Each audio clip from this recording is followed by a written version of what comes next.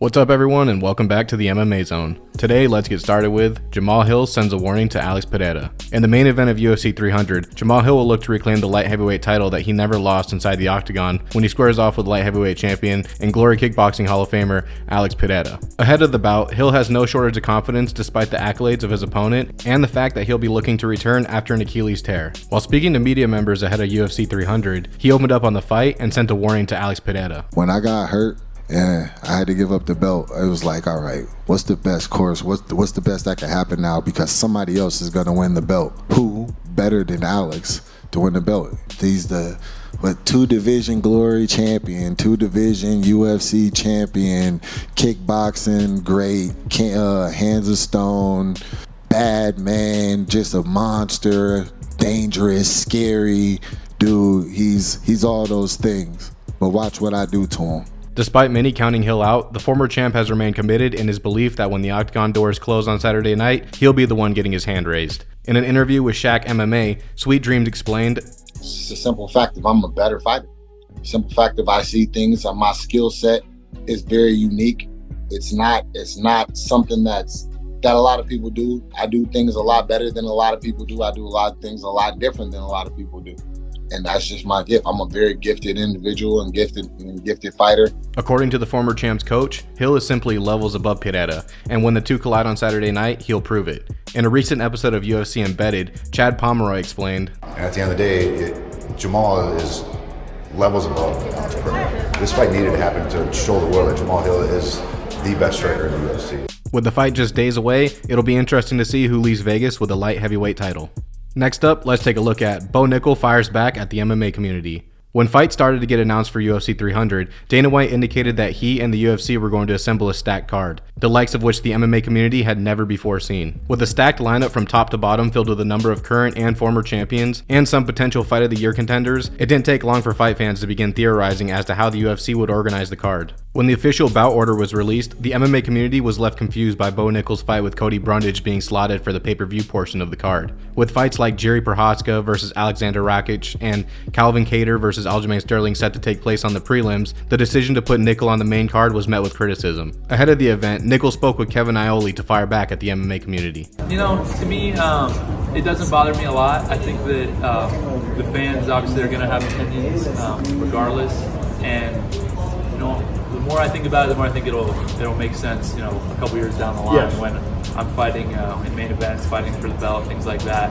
and people will have kind of maybe look back and think like it was an obvious choice. When now it maybe doesn't make as much sense. Of course, many, including John Anik, have defended the UFC's decision to put Nickal on the main card given the collegiate wrestling legend's reputation as one of the most interesting contenders on the roster and his undefeated status. Next up, let's take a look at Arman Tsarukyan goes off on Charles Oliveira. On the main card of UFC 300, lightweight contender Arman Tsarukyan will look to make it 4 in a row when he steps into the octagon for a fight with former lightweight champion Charles Oliveira. With the title shot likely on the line for the winner, both men are eager to make a statement and punch their ticket to a fight with a lightweight champ later this year, whether it's against Islam Makhachev or Dustin Poirier. With Fight Week underway, Arman went off on Oliveira during his UFC 300 Media Day appearance for not doing his part to hype the fight up. Former champion can be like this, so he was a former champion, he defend titles, and the quicker guys can be a champion. So I mean, I gotta talk about him, you know, because he doesn't talk about me, I gotta talk about him. So I wanna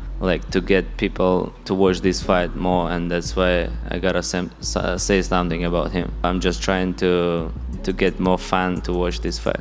As Arman also indicated, amid his frustration with the former champ for the lack of promotional work he's been doing for the fight, he's still expecting to finish Oliveira in the first. He shared his prediction with Sony Sports Network.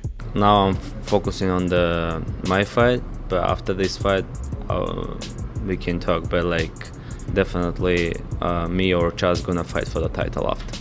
My first fight in the UFC was with Islam, and can imagine I'm fighting with him again, and it's a rematch first of all, and second one it's a belt, you know. I want to finish him in the first round. With Oliveira, Tsarukyan, and Justin Gaethje all eager to cement their status as #1 contenders at 155 pounds, Saturday's event is sure to produce fireworks while also giving fans an indication of how the rest of the year may turn out for the division. Next, let's take a look at Sean O'Malley reacts to Aljamain Sterling fight. After losing the bantamweight title to Sugar Sean O'Malley, Aljamain Sterling has followed through with his plan to move up to featherweight in pursuit of 2-division champ status. Ahead of his featherweight debut, with less weight to cut, Sterling is confident that he'll be too much for the heavy-handed Calvin Kattar, stating that he wants to model his fight with Kattar after Max Holloway's dominant striking clinic against the top contender back in 2021. The comment drew a reaction from O'Malley in a recent video for his YouTube channel.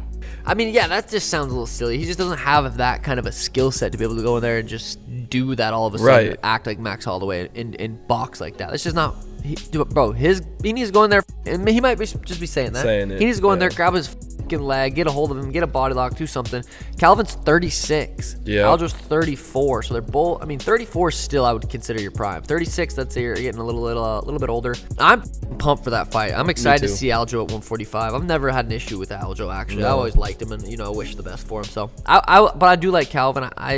As Sterling has since indicated, he also believes that he could get a submission win over Kattar, leading fans to wonder how the fight will actually play out. As he explained at Media Day for UFC 300, if he puts on the performance he believes he's capable of, then he's confident that he could wind up getting fast-tracked to a crack at the featherweight title. I think if Max goes out there, he wins.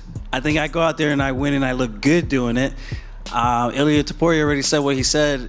He said there's no challengers, so why not just skip the line instead of getting in the tough gauntlet of a queue.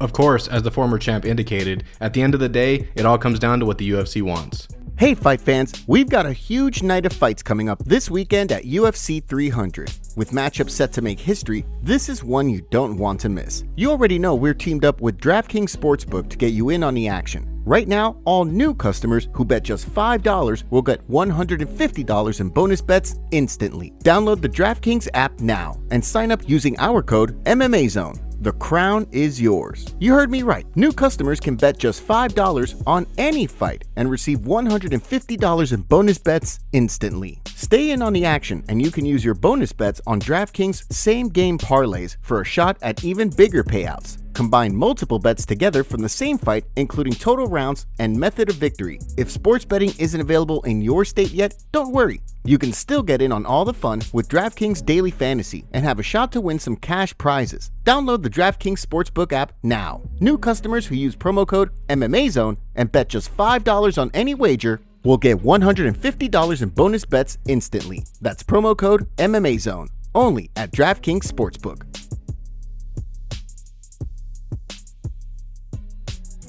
Now let's shift gears and take a look at MMA community reacts to Kayla Harrison shocking body transformation. In addition to the UFC 300 card featuring a number of former champions, the historic event will notably feature the UFC debut of Kayla Harrison. The fight will see Harrison also make her long-awaited bantamweight debut after finding success at lightweight during her time with the PFL. While many fans have been concerned that Harrison might not be able to make the bantamweight weight limit of 135 pounds, in a new photo, the former PFL lightweight tournament winner is looking both lean and shredded. The photo sparked reactions from the MMA community, with one fan writing, "She looks great, she looks ready, can't wait to see her debut."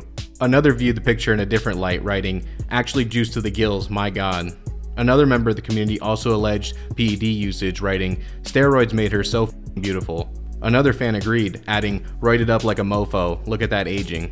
One tied Harrison's UFC debut to the end of USADA's era, writing, "There's a reason she waited until USADA was gone to come to the UFC."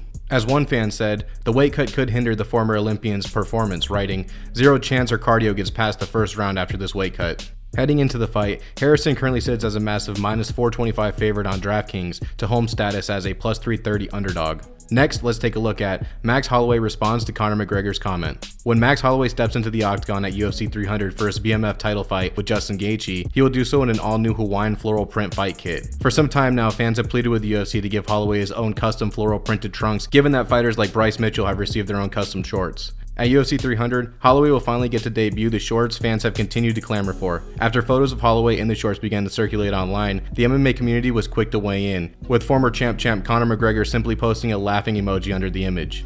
When the former featherweight kingpin took to the stage to speak to media members this week for UFC 300 Media Day, it didn't take long for Holloway to bring up the situation. After fielding his first question of the day, the former champ referenced McGregor's comment. For sure, first things first, you gotta ask Conor, what are you laughing about on your comment, brother? Yeah, go ask him what are you laughing about. Hopefully he can get Lucky Charm shorts or something. Good for him, In a since-deleted tweet, McGregor responded to Holloway's comments, simply writing, US dollar bill shorts for me. Next, let's take a look at UFC fighter reveals sad news. Chris Curtis recently stepped in on short notice for Marvin Vettori to compete against Brendan Allen in the main event of UFC Fight Night 240 this past weekend, putting on an entertaining back-and-forth fight with a streaking contender that saw the two battle it out over 25 minutes. As soon as the final horn sounded, Curtis was seen clutching at his right hamstring while laying on the canvas, before then being stretched out of the octagon after reading of the final decision. In the wake of the fight, Curtis shared an update on the injury this week, giving fans some tough news, as he wrote, "Not the news I wanted, grade 3 tear in my hamstring, waiting on more info. Me." In a follow-up, he shared more news on when he'd be able to return to action, writing, "Well, looks like I'll see you guys in 6 months or so. It's been real. Thank you guys for all the thoughts, messages, encouragement, concern, and prayers. Means the world to me. See you all in the fall." While Curtis came up short in the 5-round affair, the Action Man's short notice performance against a streaking contender like Allen likely didn't hurt his stock. Despite that, when he returns to the octagon, the landscape of the middleweight division could look quite different. Justin Gaethje reveals sad news. On the Pound for Pound podcast, Justin Gaethje revealed that days before his fight with Charles Oliveira, he got a concussion while riding a bike, making Charles Oliveira's punches more effective. Here's the full clip. That was the last lesson I needed to learn. Yeah. That was me wanting something too bad, being emotional for many circumstances. But so concussion, being too emotional. Well, the concussion happened in the fight. Oh, concussion happened in the fight. In the fight. I with the concussion. I mean, I honestly had 18 days before I got a concussion riding a bike. In that fight. It's not something I need to talk about, want to talk about, but that's why those strikes were so. I say he's the hardest guy that's ever punched me, but that was a factor. And he doesn't need to know that. Yeah, it was a bicycle. Bike whooped my ass. No, 18 days before I smoked my head off the concrete. But I was so ready and so willing, and the fight was at home, and I've never pulled out of a fight, and I didn't even think about for a second to pull out of the fight. Here's how the MMA community reacted to this claim. Always an excuse with these dudes. Charles outclassed Gaethje, there's nothing more to it. LMFAO, can't accept he quit that night. Charles got Justin Gaethje in the clinch, and Justin was like a fish out of water and had no answers. A bike accident caused him to lose the fight? Wow, I heard it all after hearing this one. I really liked Justin when he came in, can't stand him now. LMAO, I don't think Justin is lying either. What an idiot.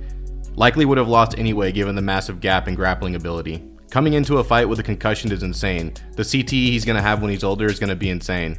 Here are our top comments from last video. Is he the type of guy to be at a bar during UFC 300 telling everybody he beat that guy once? Izzy literally became the person who we talked about in that infamous interview. Funny how life works like that. Colby ducking. Did Izzy forget he tried to get that light heavyweight belt and failed? Meanwhile, Alex won the belt? Izzy's logic is something else.